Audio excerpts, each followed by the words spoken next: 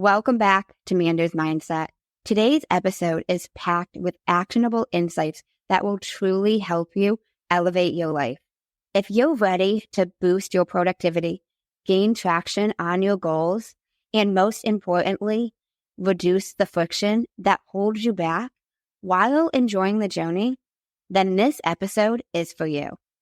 I am thrilled to be joined by the inspiring Elise Enriquez, who shares powerful strategies to streamline your path and take your life to the next level.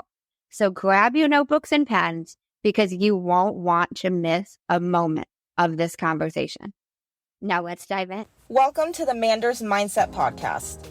Here you'll find both monologue and interviews of entrepreneurs, coaches, healers, and a variety of other people, where your host Amanda Russo will discuss her own mindset and perspective and her guest mindset and perspective on the world around us. Manders and her guests will help explain to you how shifting your mindset will shift your life.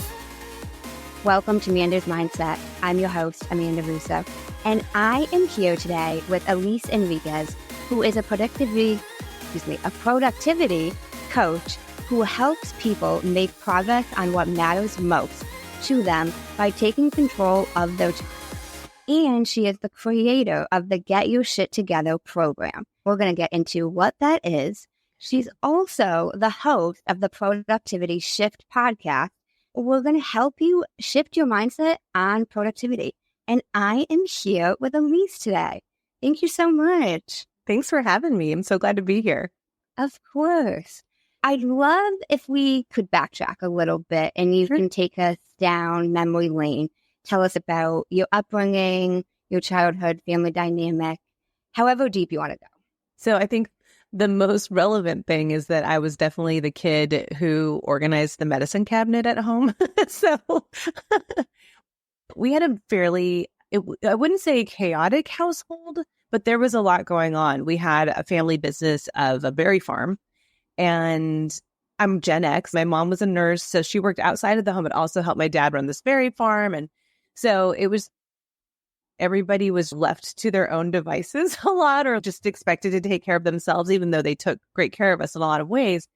But it was like, if I had a hay fever attack, an allergy attack, my mom would just tell me, and I was like 7. She's like, okay, go and get the Actived or the Sudafed. And I'm like, what? So I'd go and I'd be looking for this allergy medicine. At some point I was like, it'd be a lot easier if this was organized by cold versus allergy versus pain versus skin. And I seriously got little Post-it, like tore off the sticky part of a Post-it note and wrote little labels and put them on there. And then I put clear tape over to seal the label. And when my mom sold the farm, oh gosh, almost 7 years ago, the labels were still on there from when I was a little kid. I was like, oh, we got to take those off, Mom. So that's a glimpse into both like my upbringing, the childhood part of things, but also I've always been this person that wants to create the calm and the clarity out of the chaos, right? Look for like, how can we figure out a path forward? How can we make this easier?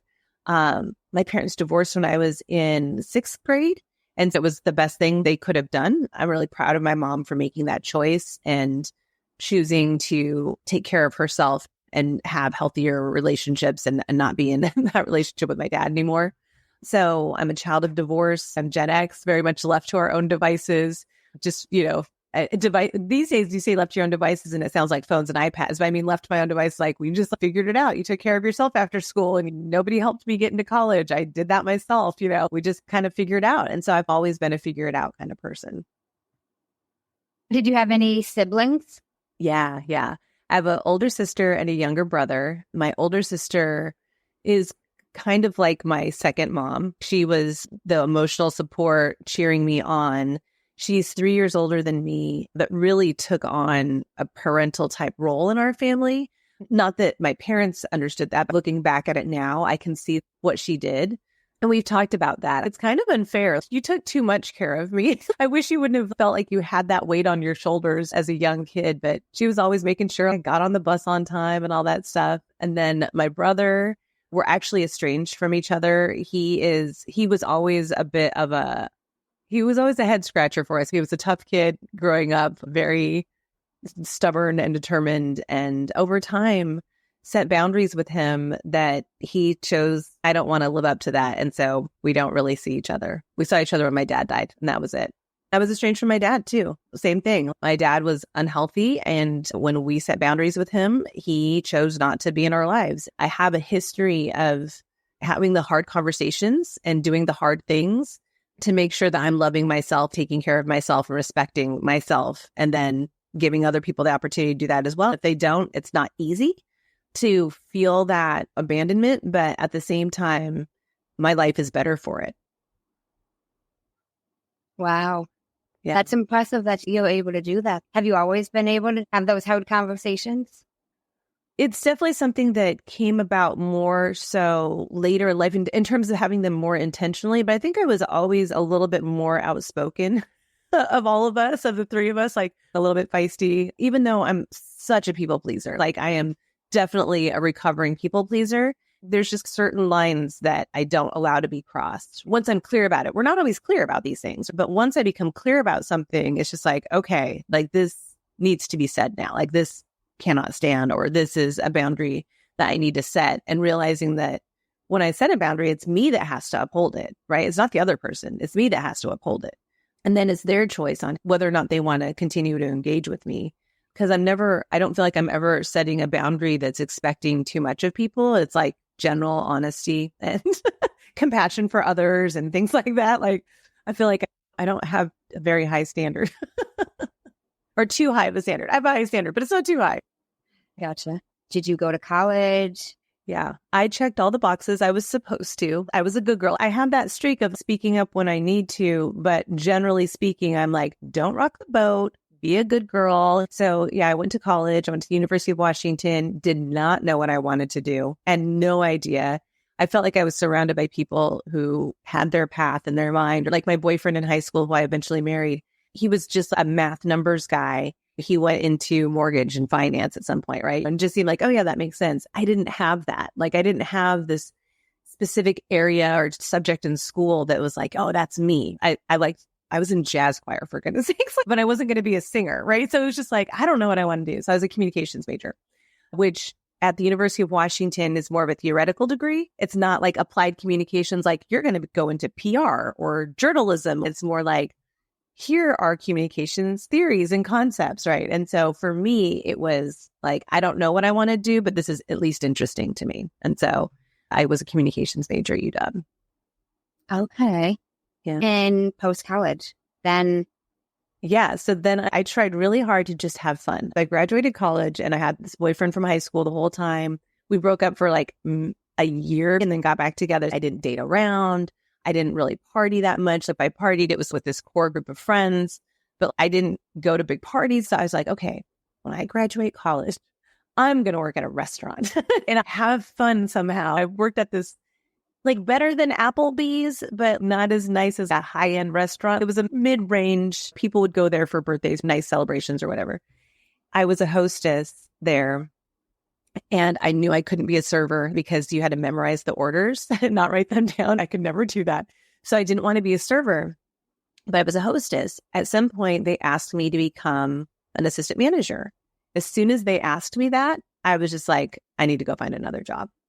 And it wasn't like, oh my gosh, I don't deserve this or I don't want to succeed. I was like, I've never even been a server. I think the servers would hate me if I was their manager. But two, I was like, I know I don't want this path. I don't want to stay in the restaurant industry.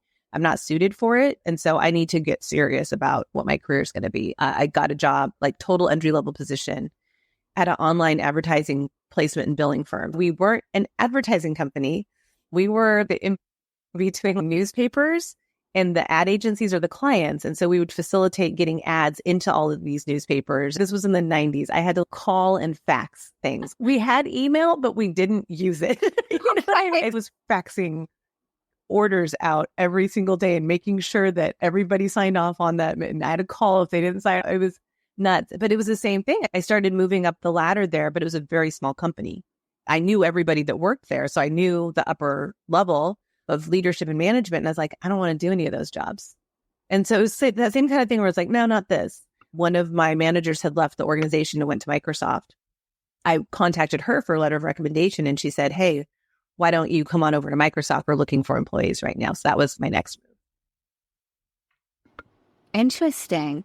I relate to a lot of what you mentioned about the college experience. I didn't have a high school sweetheart, but I was with my college boyfriend for 4 years. So the college experience is different with that aspect. Yes. Like a 3-month span where we were broken up, but it's different. Like everybody's like, you're partying and you're yes and no. Exactly. He was always with me. So it was a different level of like the girls are going out for drinks. I'm bringing the boyfriend, you know? Yeah. He went to a different school about 90 minutes away. The first school he was at was 2 hours away. Then he came to my school and we broke up. Oh my God. And we broke up within 1 quarter. That's when we split up, and he went to another school for a while trying to figure out what to do next, and ended up about 90 minutes away from me. And so once we got back together when his parents split up. So he called me. He's like, called me and said, my parents split up, and like the folklore of our, story. I mean, like, let me fast forward and let you know we got a divorce. So it's not, that's why I'm just like, we used to say, like, we weren't together. He called and said, my parents are getting a divorce. And I said, I'm on my way. I just left and went straight up to his place that weekend and was trying to comfort him. And I felt sad because I had known his parents since high school, and we just got back together. That's our story. Got a divorce. But it is that growing up that we do, and he and I grew up together and eventually grew apart. And it was completely unexpected and completely the right thing for us. I gotcha. And so then eventually went to Microsoft. Was that better than the online advertising? It was, because with Microsoft, it was really cool because I'm not tech. Like, how am I working at Microsoft? How did this even happen? So I got hired on as a temp in MSN. MSN was the browser at the time. It was the butterfly, right? I remember MSN. Yeah. Online. I was hired into their online advertising division.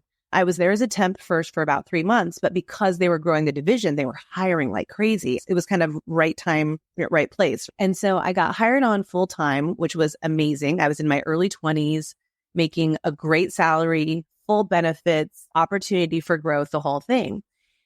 Well, looking back, I came to realize what was so great about my Microsoft experience was it was at MSN in this new division. So it was entrepreneurial, right? It was kind of like we were building the plane as we were flying it. Nobody knew what online advertising was. It was like the Wild West. So we're like, all right, let's figure this out. It was that whole kind of calm out of chaos, creating efficiency. What's our path forward?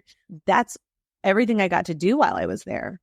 After a while, we actually became profitable, and we actually knew what we were doing. As soon as we became a profitable division, everything got political. Then it was like, oh, I'm going to move up. And it just became something it was more that we were part of this bigger corporate engine. As soon as that happened, I lost my spark for it. I'm just not a political animal. I am somebody that wants to help people solve problems and figure shit out and get stuff done, right? Like, and people are spending more time and energy on who they know and who can get them their next job.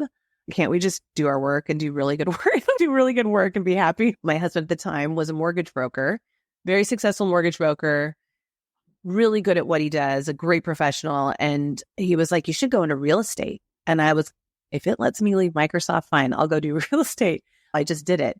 And it was fun, right? Because I'm like figuring it out. What do I do? How do I do this? Creating all these processes, like guiding people to buy a home. And all of that was great for about a year. And then I knew, though, right away, this wasn't my thing. I loved helping people, but this wasn't my thing.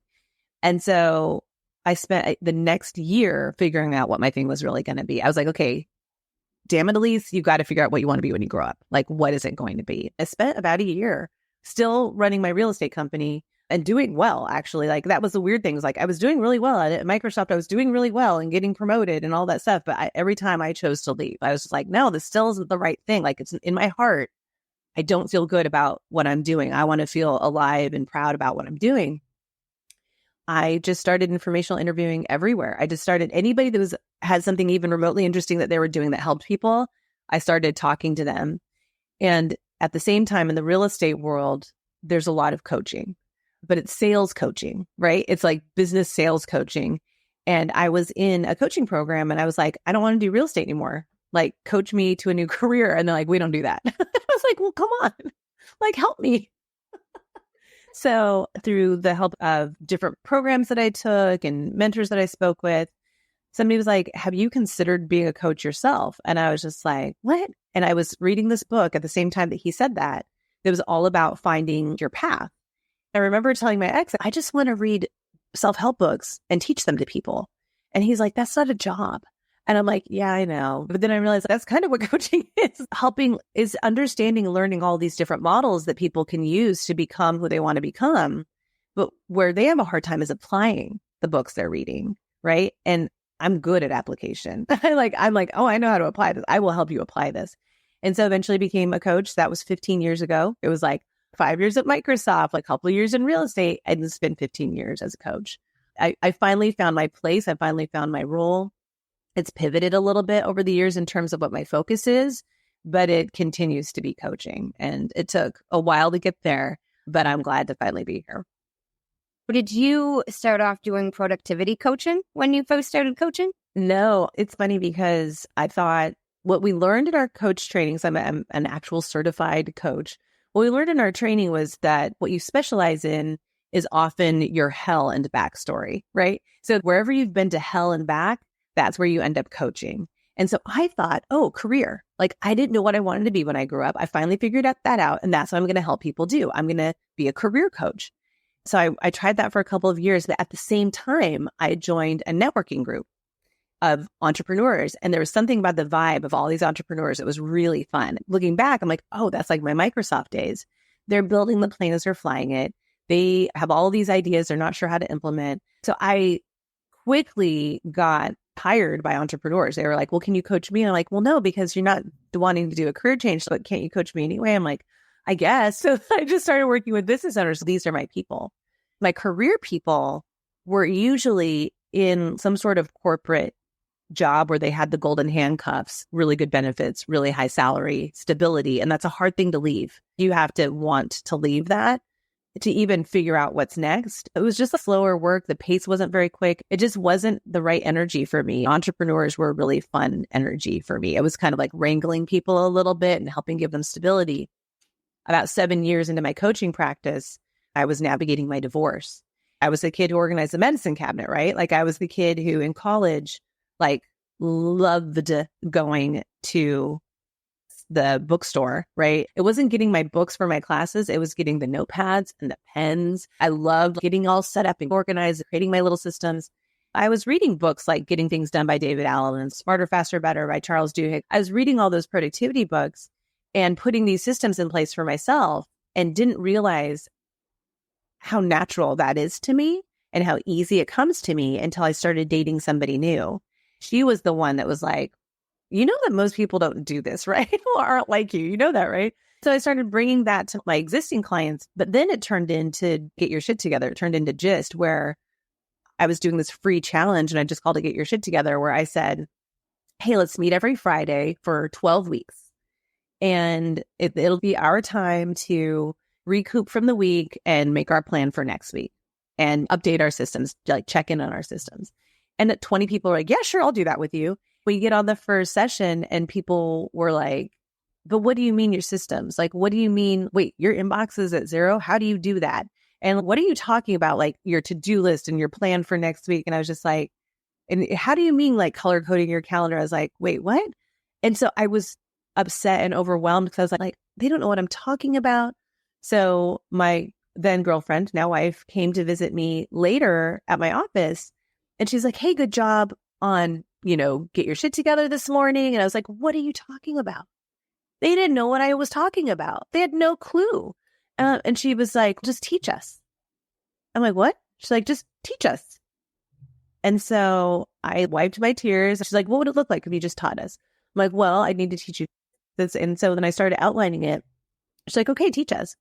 So the next week I was like, okay, let's reset. And I taught the first class. And then week by week, I just kept creating more and more content until it became an actual full-blown program completely by accident, right? That eventually became very much on purpose. And so now the main way I serve clients is either they come into my Gist community and they take that those original classes, which had been improved over the years, of course, they take that as their onboarding program and then spend a year with us continuing to implement and create systems that support them, that make their lives easier. But because I have my coach training as well, when the mindset stuff comes up, when the amygdala kicks in and fires off frustrating thoughts that lead to procrastination, we can also work through that as well. So we're striking this balance between having really simple systems in place to support them. Like I'm talking like simple collection of tools and apps, but also being able to see what you have in those apps. Like, is that really what you want to be working on? Is that really what matters most to you? Because if it's not, then we got to figure that out. And so we do higher level planning and things like that, all with the goal of being able to say at the end of their life, when they're sitting on a rocking chair on a porch, that they feel like they lived their life well, that they used their time well on this planet. To me, that's what matters, is that we get this brief, brilliant, beautiful life. I don't want to just have goals that I accomplished. I want to enjoy the journey to those goals along the way. So that's what the impetus is, being able to say, okay, in order to do that, you can't be in your head all the time. And you got to get things in front of you so you can prioritize how you're really going to spend this time. I think we can be really unintentional with our time. I think that's so true. That's awesome. The way that happened, the get your shit together. And I love that she was able to give you an idea, like teach them, bringing it to somebody else to help you figure out, how can I make this work? Because you already had the people interested. They just didn't know the information you did. Yeah. They were ready to take it in. I am forever grateful to her for that. I can still picture the office I was in. I can picture everything about that day where I was just like crying, like they didn't understand. It was horrible. And she's like, what are you talking about? She was like, teach us. I'm like, can I do that? I'm like, yeah, I can actually. And that's what I've done for the past 8 years now. It is so much fun for me to help people see the reality of their time, see everything they've committed to, and then make conscious choices to say, this is the thing that matters right now. This is what I want to work on. I want them to feel just as good about what's not getting done as they do about what is getting done. And I think we put so much emphasis as like, I got this done, I got this done. But there's all these other things that aren't done. And I want you to feel good that those are the things that aren't done. And these are the things that are done, right? Like that I want there to be an equal satisfaction in those things for you. Because what can tend to happen is I did this, but they're frustrated because there's all this other stuff that they really should have done or they really wanted to do. And it's like, no, we need to confront all of those things and make the choices about what you're really going to spend your time on. Yeah, that's so true. I think that's a tough one. Letting go of what isn't getting done. Even myself personally, I'm an Enneagram 1, for example. So the perfectionist in me is very high. I'm always thinking about this didn't get done, or there's this one part of this that isn't done. I relate to that.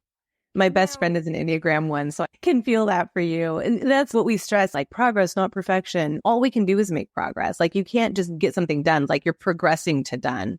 And so what we're focusing all the time in the GIST community is, okay, but so what's the next thing you're going to do to make progress? And the next thing you're going to do to make progress? Because what can be hard about it for different types is that we want to just be done with things. Like we want to be done and move on. And it's like some things are prolonged and they take a long time, and it's going to take getting it wrong a few times before it's going to get right. And that's not easy. That's hard. No, that's true. But I think everything you're saying leads me to think of making the choice and trying and continuing to try to see. Like you've got to start somewhere, you know? Yeah. A lot of the times, the hardest thing that people do in the GIST community is like the systems are there, they have everything in there, but they haven't really identified the next step. Because one thing is that we're just too smart. Say it's like, oh, I need to redesign my website or something, right? And they just have redesign website like on their to-do list for months.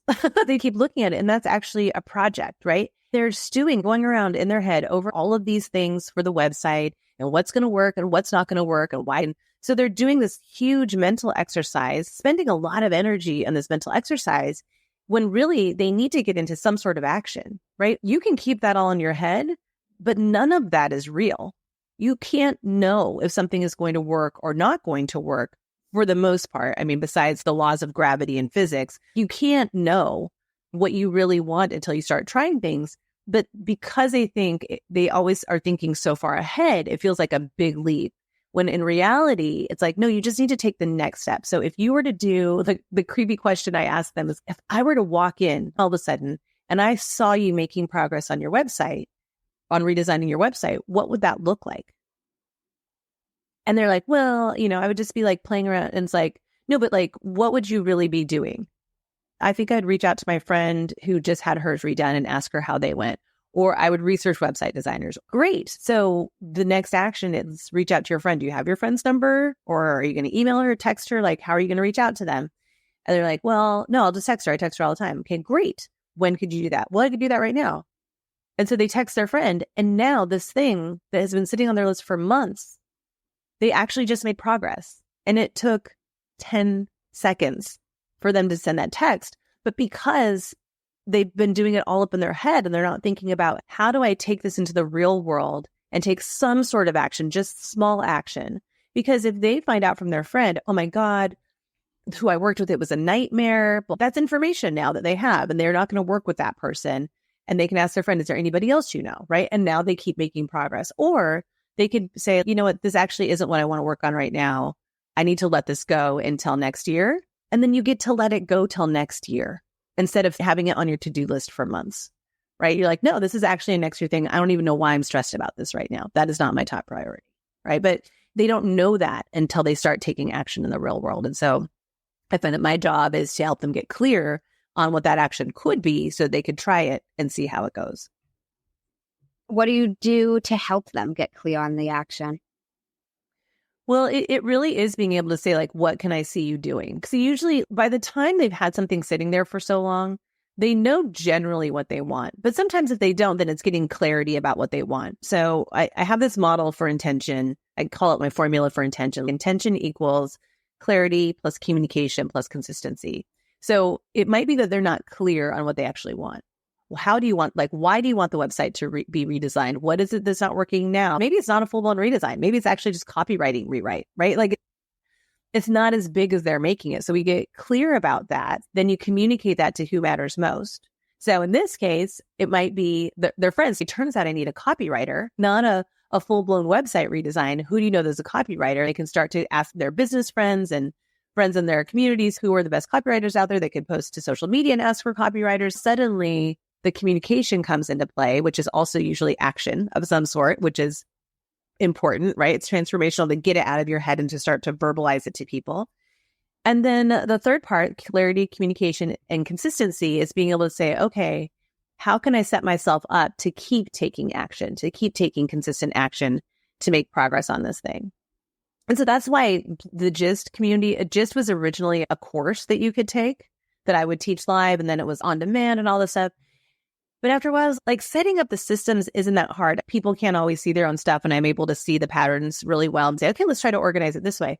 It's not the setting up of systems. I can give you app recommendations. I can give you productivity tips. All of those tips and tactics don't matter if you don't have a regular way of engaging with the tools supporting you. If you don't have a way to think about how to get into action and then put that into your tools and systems in a way that allows you to take action. What do you really care about? What are you trying to do? What's the clarity?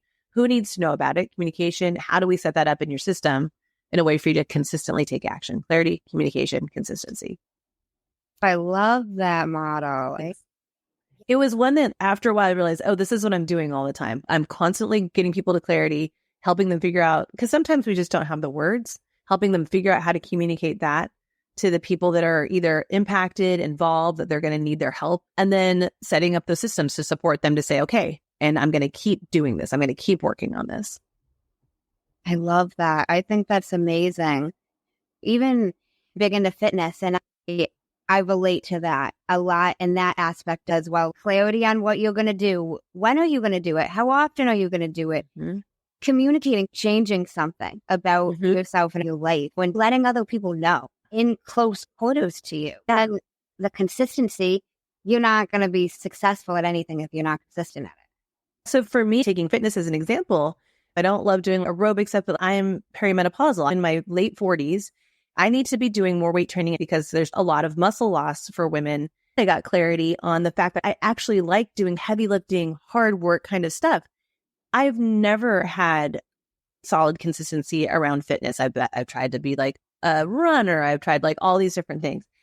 This I actually like. So I got the clarity on that. The communication was being able to share that with people. Even just saying it to you right now, right? It's like, yeah, I'm somebody who lifts weights, and it's just hand weights, body weight stuff, but it's a different feeling for me than being on a treadmill, right?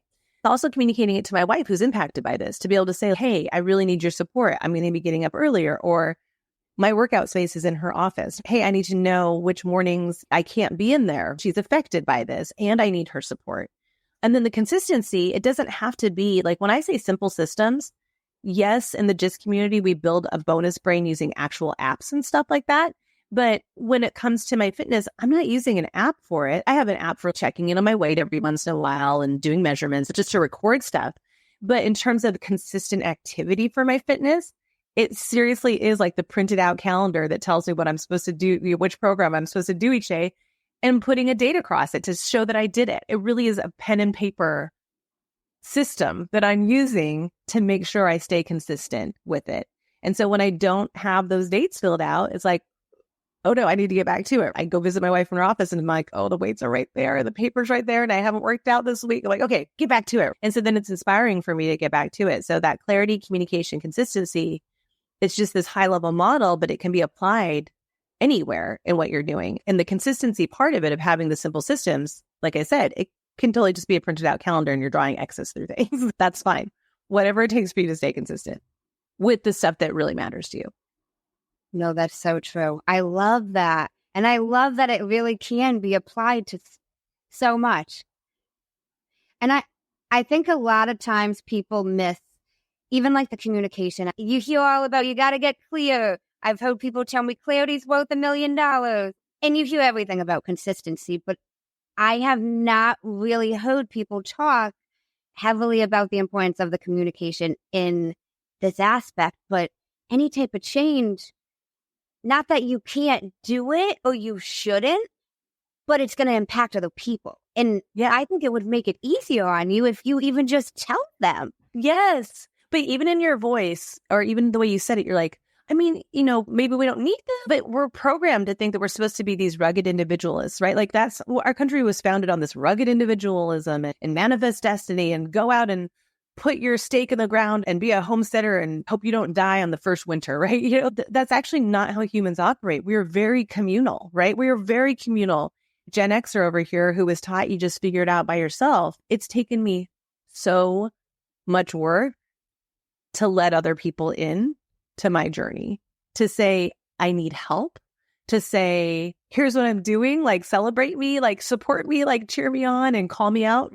But it's okay for us to bring other people in. And that's what communication does. Even if it's like you said, just telling other people, because it's a little bit of accountability, like a little bit of social pressure, which is good, but also be able to say, hey, can you help me with this? Like we're going out tonight and I'm really trying to lay off of sugar. Like sugar's been my downfall. When you see me looking at that dessert menu, just give me a little squeeze, give me a little love. It's okay for us to ask for help. And like you said, people are going to be impacted. You can eliminate a lot of friction just by telling people. Don't catch them off guard. Don't surprise them. Say, hey, this is what I'm going to be trying. I don't need anything from you. I just need you to know because, like I said with my wife, I'm going to be in your office in the mornings. Is that okay? Like every morning I'd come down and be like, if I'm in here this morning, she's like, yes. Like, she's like, if I'm not on a call, you know, that's all that matters, you know? So if it's early enough, she's never on a call. But it is like just letting other people into your journey. It took my divorce to figure that out. Like I isolated myself so much that I realized I needed to let more people in to that really hard journey. And the more I did that, the better I felt. And the closer they felt to me, because people felt like, oh, she doesn't need me, right? And I was like, oh gosh, no, I need you guys. I need you guys. And it deepened my relationships because of that. Wow, that's amazing. I love how you said it removes the friction. It's just like a little oil on the gears for this change you're making, because it's hard to get the gears moving, right? I'm doing something new. I've never done it before. I always think of it as, you know, there's like at a playground, I think they're called merry-go-rounds, but they're not a real merry-go-round. Like it's not like that thing you stand on and it spins. Yeah, you have to spin and you have to push it. Yeah. You know, like, yeah. You got to push it to get going. So let's remove as much friction as we can. It's that social support can be a lot of nice oil on those gears. No, it's true. And I like how you mentioned too, like even that little extra, like you need a tug on the thing, like we're not getting dessert today. Sometimes it's not a bad thing to need that extra little accountability because life happens. There will likely be times when we don't want to do whatever the hard thing is, or we want to make the other choice. And it's also knowing, like, how do we make sure that we're voting in favor of the person we want to be? That's totally James Clear's language from Atomic Habits, where he talks about vote in favor of the identity that you're creating, right?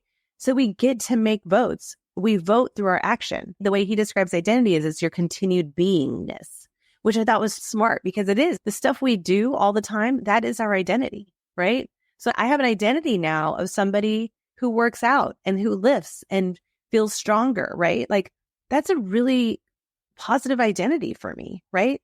My identity before was I struggle to work out. I would rather sleep in, right? Like I do stuff for a while and then I stop doing it. Like that was my identity before. But now if more days than not, I work out, I get to have this identity of a stronger, healthier person. No, that's so true. I love all of that. Wow. Really love that. So I want to transition a tad bit. Sure. I heard you mention on a different podcast about the 5 A's. And I loved this because, again, I really think even myself and a lot of people I know personally miss some of these. You hear everything about self-awareness. I think I hear it every day. Yeah. All 5 I've never heard together. So I would love if you could elaborate. Yes. So the Essential Enneagram by David Daniels, it is like a slim little book. It is my favorite Enneagram book. I have other ones that are encyclopedic back there. They cover every type and every variety, every version and subtype and all that stuff. But this one is like a 2-page spread on each type. There was this other little part. And I was just like, wait, what is this? And then I started looking into it online. It was the 5 A's.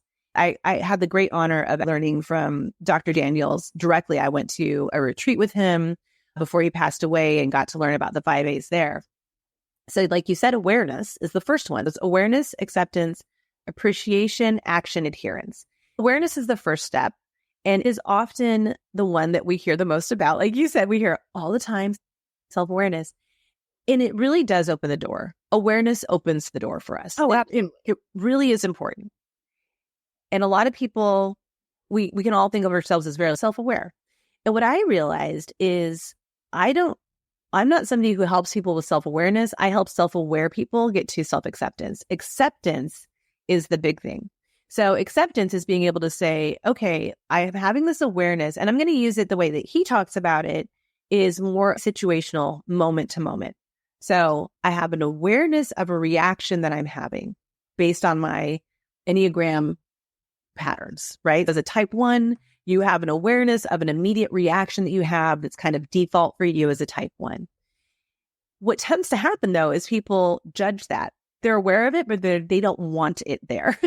What he says is we have awareness, then you need to accept that it's there. It's like, oh yeah, that is there. Then you move and not fight it, not resist it. Then you move on to appreciation where you're like, thank you, reaction. I see what you're trying to do for me. You are worried that I'm going to get this wrong and that people are going to judge me for it and nobody will love me because I suck. Thank you. So that's having that appreciation for what that reaction is trying to do. But then you have to be able to take action that is in line with who it is you want to be. So it's basically that idea of, and I can't remember the quote, but that reality, that idea of between the stimulus and the response, there is a pause.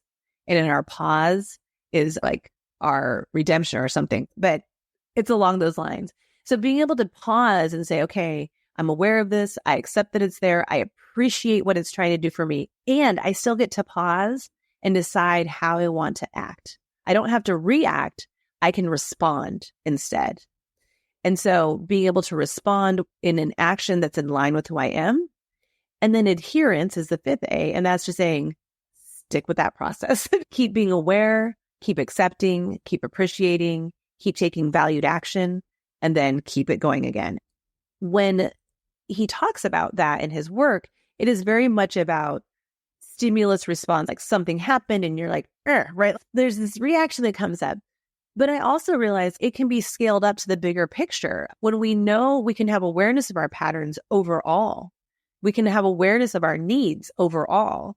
The key is to accept them. If you know you need something, don't resist it. Don't judge it. Don't feel bad about it. Give that to yourself. The simplest example, I was working with somebody who was just like, I need a second monitor because of how I'm editing things and how I'm doing stuff. I need more screen real estate. I was like, okay, get a second monitor. I can't spend money on that right now. Like, there's not enough coming into the business. Like, is there one at Goodwill? Do you have a friend that has a second monitor? I'm like, there's so many people with a second old monitor just laying around. Like, you don't need a brand new one. You just need a second monitor, right? And like, I know, but I just shouldn't need that. I should be able to just work with what I have. And I was like, why should you be able to just work with what you have? You need a second monitor. And I'm somebody who has 2 monitors. So I'm like, yeah, get all the monitors you want. But if you had nothing to do today but make progress on getting a second monitor, what would I see you doing? She's like, well, I have a group chat with my friends. I'd probably just, do that, just send something out to my friends. And sure enough, she did. Somebody had an extra monitor. And by the end of the day, she had her second monitor. But she had spent weeks resisting that, right? Like, I shouldn't need that. You're aware that you need the second monitor, but you're not accepting it. So let's just accept that this is something that you need. Now, that's different than like, I need meth. I'm not saying if you think you need something, like I need a second bottle of wine or a 4th glass of wine, if it's a behavior that isn't serving you. But when it's like, I need collaboration, give that to yourself. I need to have a conversation with somebody, give that to yourself. How are you going to do that? While it was designed as a model for immediate, constant stimulus and response stuff, I feel like it can be scaled up to the bigger picture, which is often how I operate. I'm often like navigating between like the big picture and the ground level of how to get stuff done. I have found freedom in that 5 A's model to say, okay, yeah, awareness is one thing, acceptance is another. And then of course, like appreciation, what is getting better and better. And then you can get into action. But we think awareness and then action is like, oh no, there's steps in between there. There really is.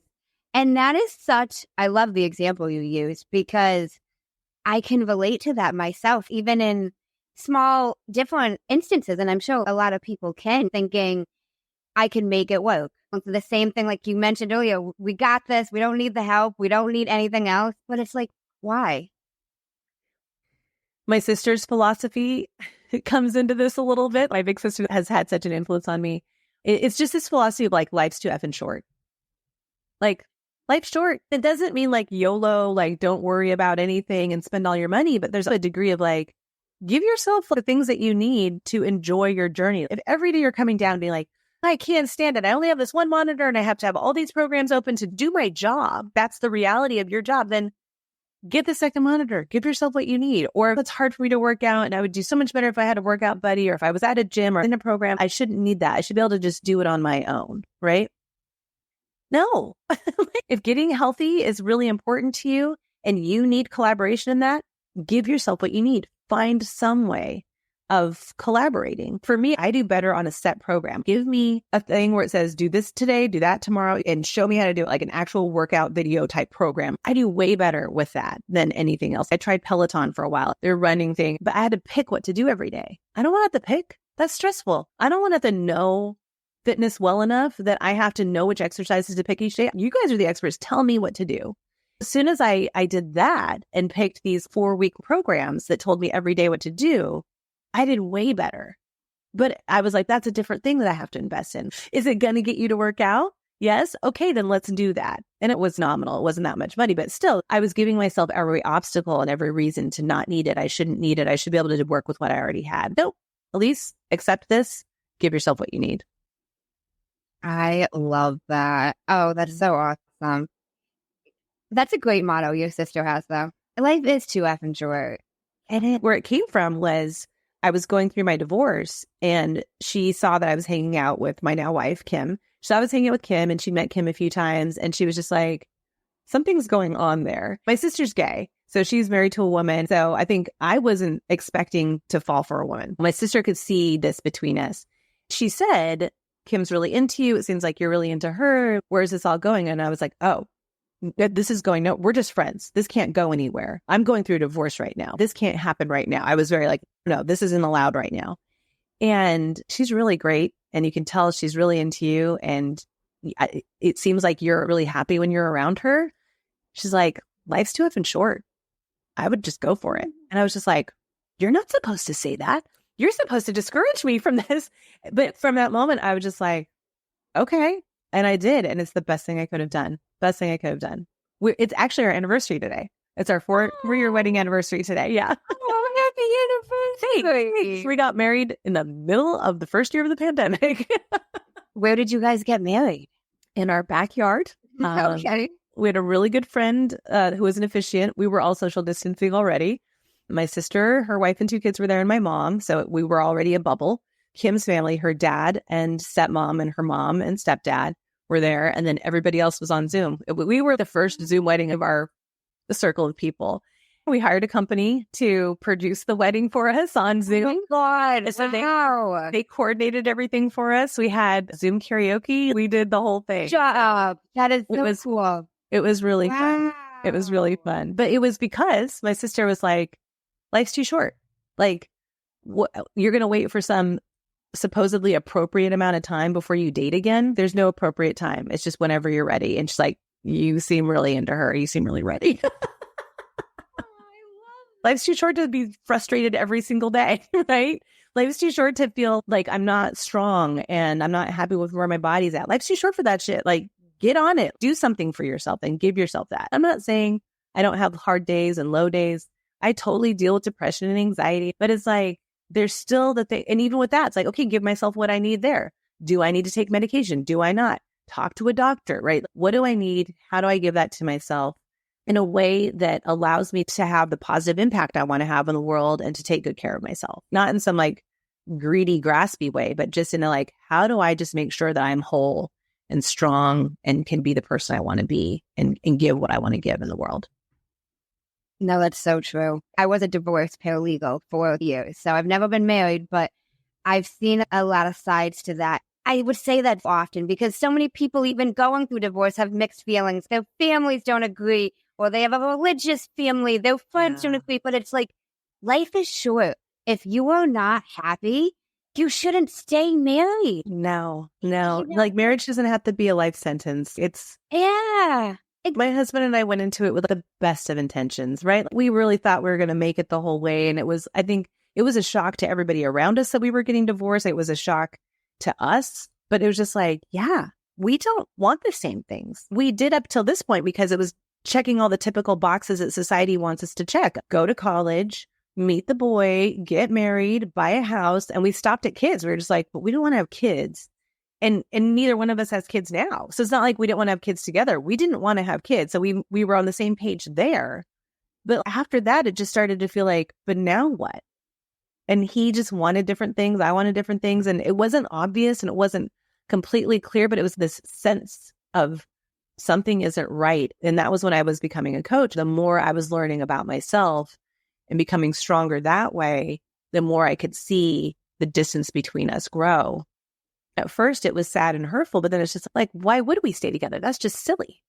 Why would I do that to him? And why would he do that to me of like us wanting the other person to be different? Why wouldn't we just not be together anymore?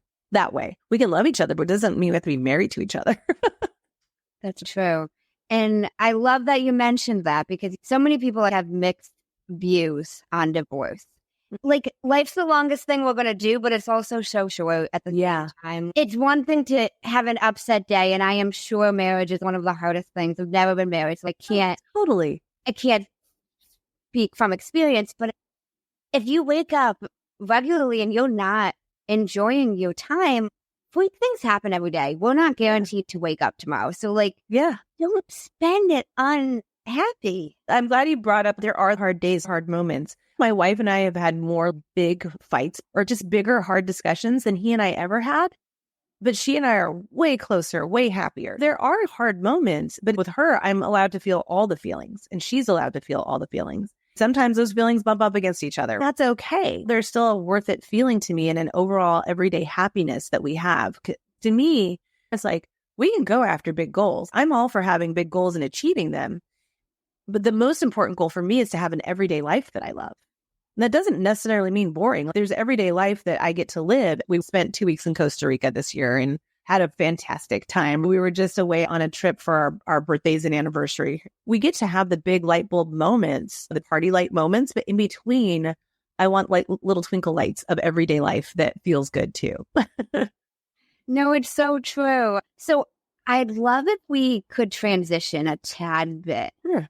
I know you've talked a lot about purpose on a lot of podcasts, and I'd love if we could delve more into that. Yeah. So what do you have, like, how do you want us to talk about this? Do you have questions already, or have you explored your purpose before? I'm still trying, to be honest. I'm open to any suggestions you have for me or for people in general to tap into discovering their purpose. The first thing I would say is an oldie but a goodie. Watch Simon Sinek's video, How Great Leaders Inspire Action. It's probably in the top 5 still. It was the top 3, top 2 video TED Talks of all time. And it wasn't even a main stage TED Talk. It was TEDx Puget Sound, which is funny because I live in the Puget Sound region. So it's kind of funny. That's where he did this big talk. But what he talks about is this idea of the golden circle, about what, how, and why. In the middle of the circle is your why, your purpose. Outside of that is the next circle. So it's almost like a bullseye is the why. The next ring out is the how you do things, which to me is more like your values. And then the what is the furthest circle out. And that's more about the different roles that you play. But oftentimes we think of it as what we do. People could ask me what I do. And I'm just like, I'm a coach, productivity coach. And that's it. Simon says people don't buy what you do. They buy why you do it. So he was talking about it from a marketing communications perspective originally. And I was like, this is about people though. Like, this is my purpose. Why do people want to be around me? What is it that I want to do? Starting with that video is good because you get the concept down. Beyond that, it's being able to think about your purpose being for you and the rest of the world. Simon says, your purpose is what gets you out of bed every morning. Why should the rest of the world care that you did? So it's for you and for the world. Because if you were to simply think about what gets you out of bed every morning, you could be like paying off my school loans, being able to pay for tuition for my kid, being able to put food on the table. That's what gets me out of bed every morning. That's motivation. That's different than purpose. Motivation to me is like a fuel that burns hot and fast, and you have to keep restocking it. Whereas purpose is like a longer, hotter burning, sustainable fuel that can keep you going. And purpose is the direction you always want to be going. Purpose, there is no destination to it. It's like, this is my true north. I'm always going to be heading this way. And no matter what I do, I want it to be aligned with my purpose. So I'll share my personal purpose statement just as an example so that you can see why I'm here talking with you today. My purpose is to foster understanding and acceptance of self and others so we can come together to make the world a better place. Another way to say it is I'm all about helping you understand and accept yourself, but also figure out how to work better with others to do cool shit in the world, right? Like there's different ways we can say it.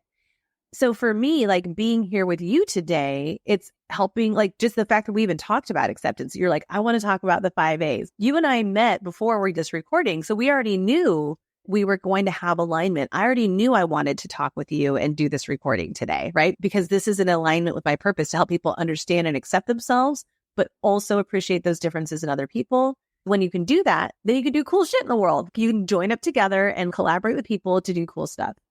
I figured that out by exploring my past, by saying what were the highest emotional moments in my past where I felt most excited and aligned and on purpose. They're not what you think. It can be like, what is your earliest happy childhood memory?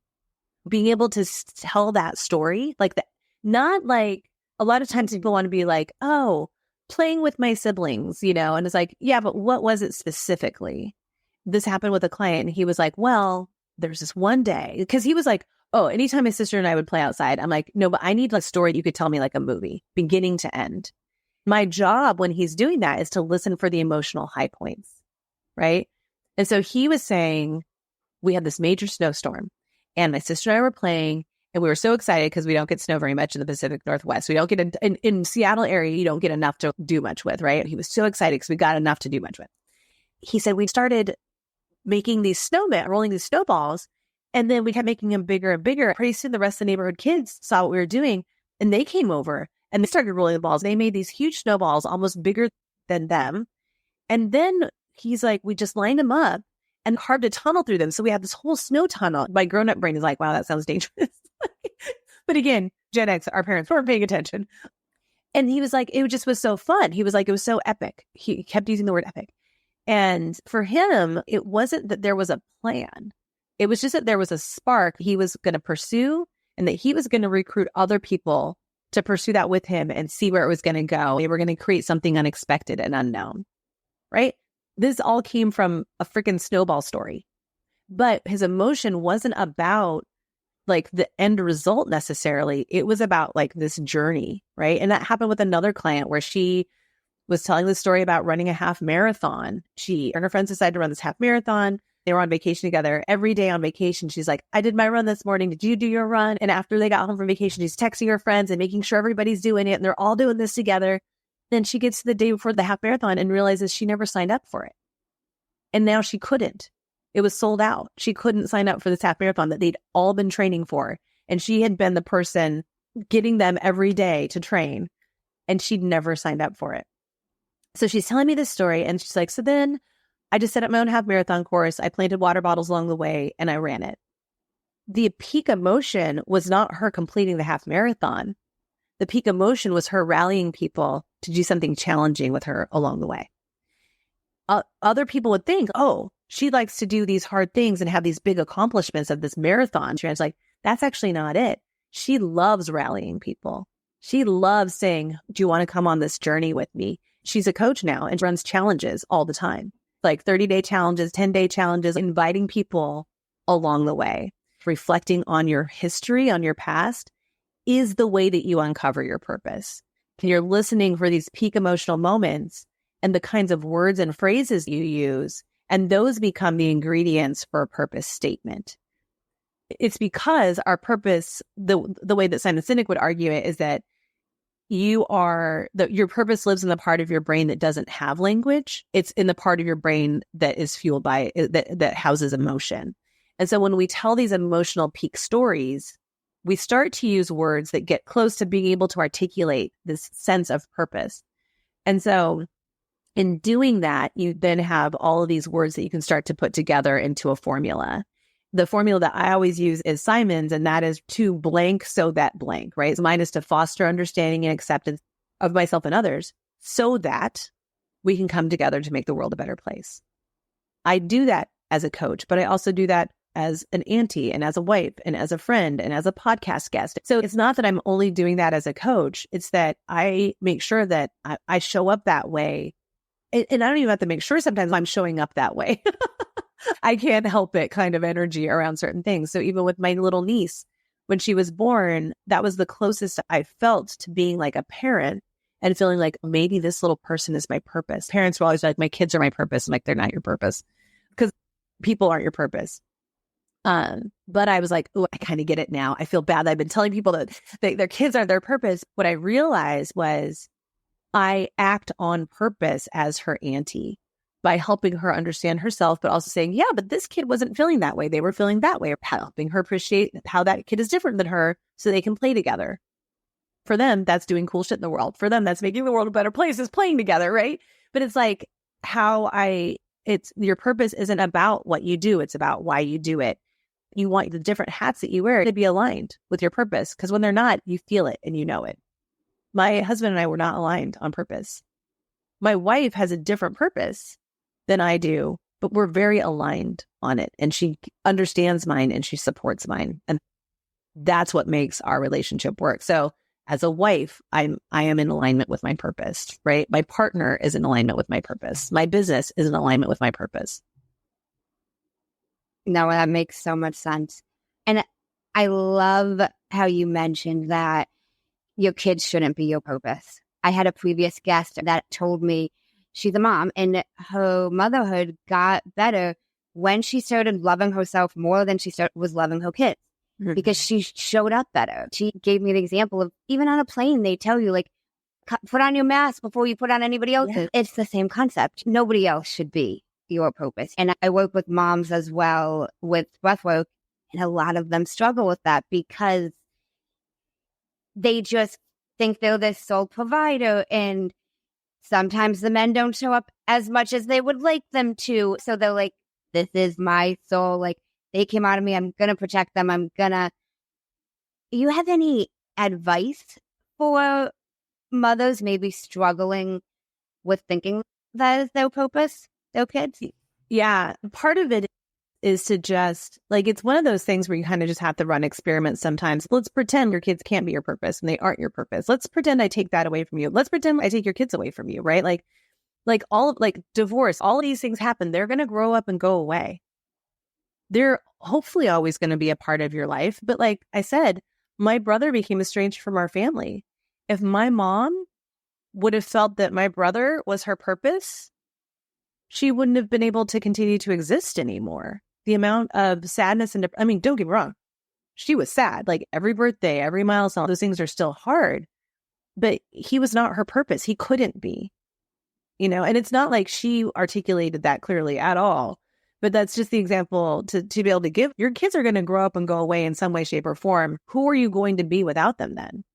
Who are you going to be in your daily life when your purpose is possibly thousands of miles away? Like when they go to school, I have all my friends right now whose kids are graduating high school and they're about to go away, but they also didn't make their kids their purpose either, right? So one is being able to acknowledge the reality of what's coming. And two, to just suspend your disbelief for a moment and say, okay, so what if they are my purpose?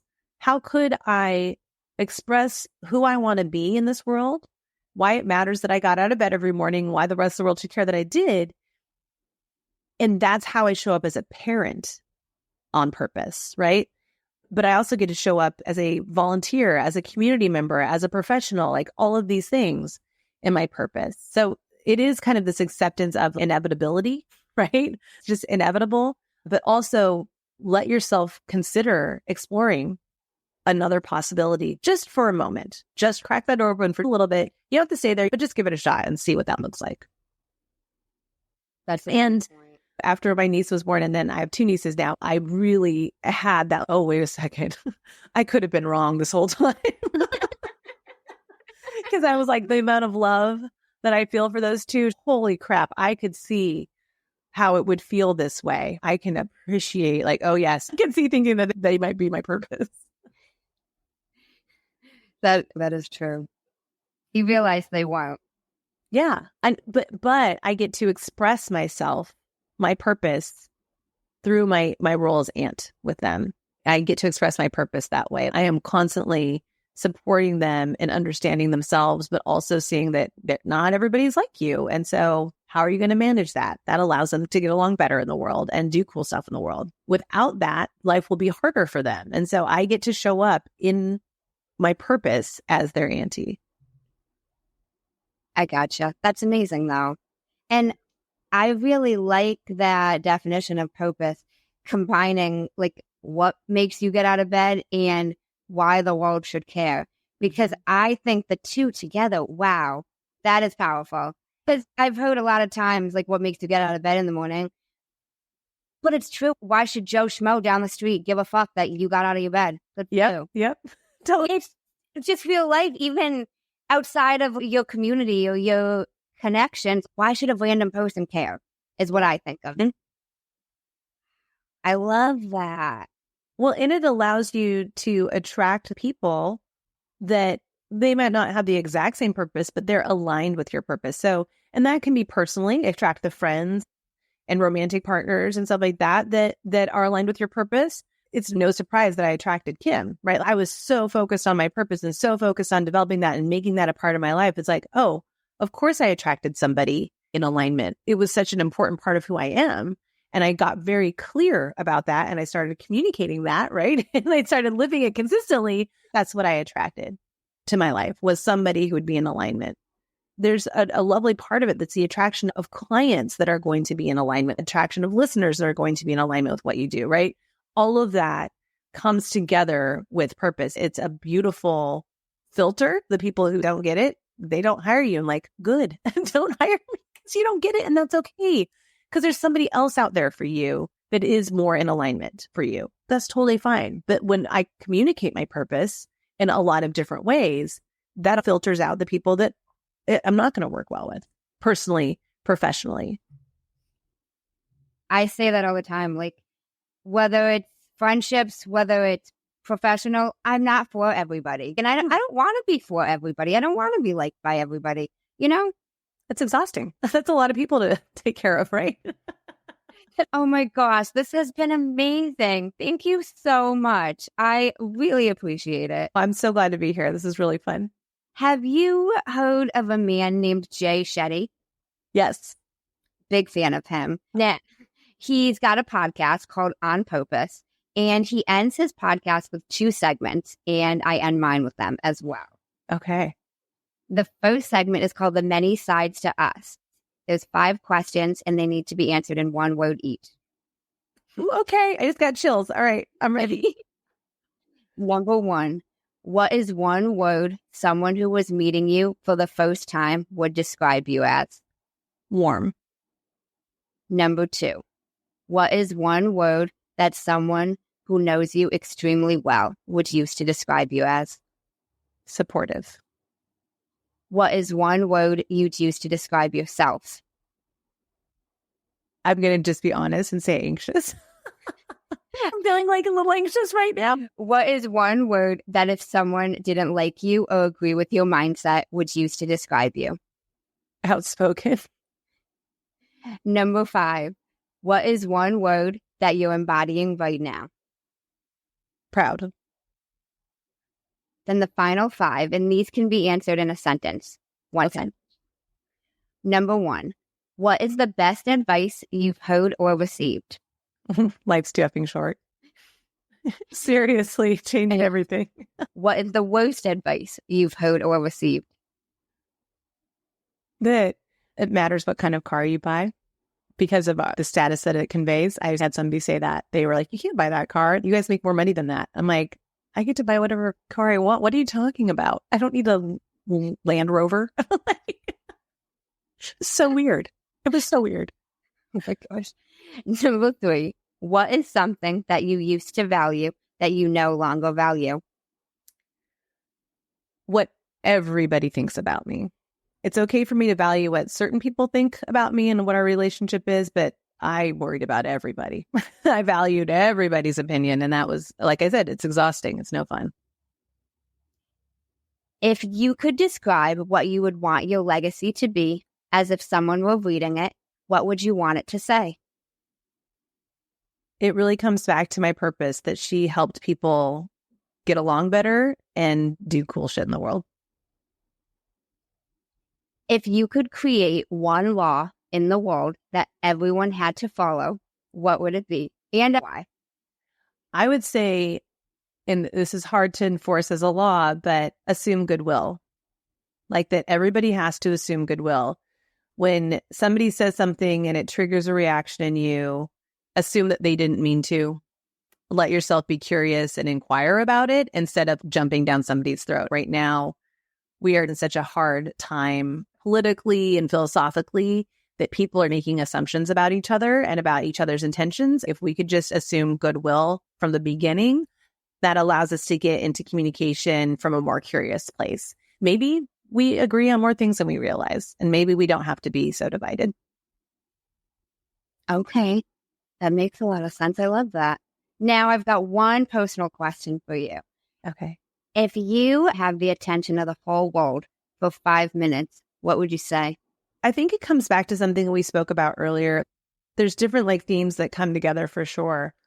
But it's what you said. You were like, people talk about clarity. They talk about consistency. They don't talk about communication. And as much as it would be that overall model of let yourself get clear on what you want, give yourself what you need. But that part about communication and letting other people in to your journey, to your process, to your goals, to whatever it is you're trying to do. I just think it's so important, and it can be really hard to do. And I think that we've been taught and trained to do otherwise in our just cultural upbringing. And I think that people are trying to change that. And so I would want to add my voice to that chorus of people saying, let people in, let the right people in, but let people in, share what you want, ask for what you want, take care of yourself, stand up for yourself, and give yourself what you need. That's beautiful. I love that. Well, thank you so much. Thanks for having me. This was really fun. And now, where can all the listeners connect with you? The best way to do that is to head to EliseEnriquez.com/quiz, because I have this productivity personality type quiz. I am a big fan of personality assessments. So, we talked Enneagram a little bit. I love all of the assessments out there. So I created one to help you uncover your productivity personality type. I say it's like part Cosmo quiz, part actual assessment. It is a serious assessment, but it's done in a fun way. So you end up with one of 4 types, and you learn what is great about each type and what the strengths are, but also what are some of your roadblocks and how to overcome them.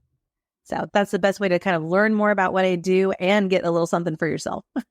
Okay, awesome. And I will link that in the show notes. I took the quiz personally. I was an inspiration investigator.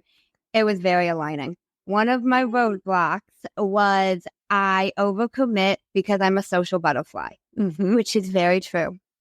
Very true.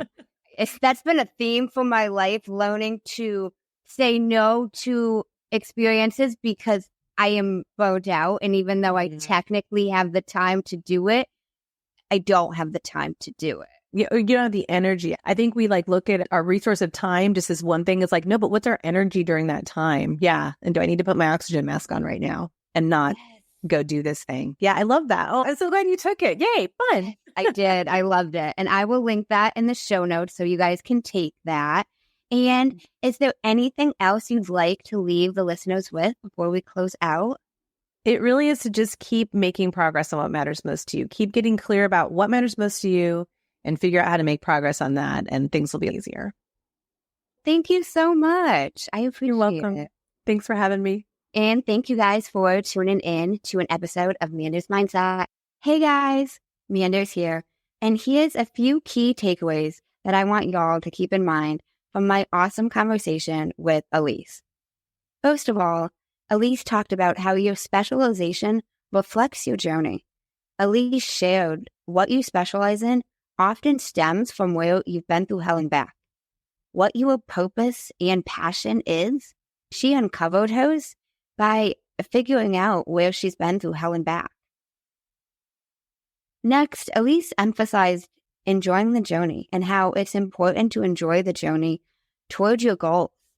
Be intentional with your time and find satisfaction in even the things that you're not getting done, and recognizing that progress takes time. Next, taking action is crucial. You won't know what works until you try.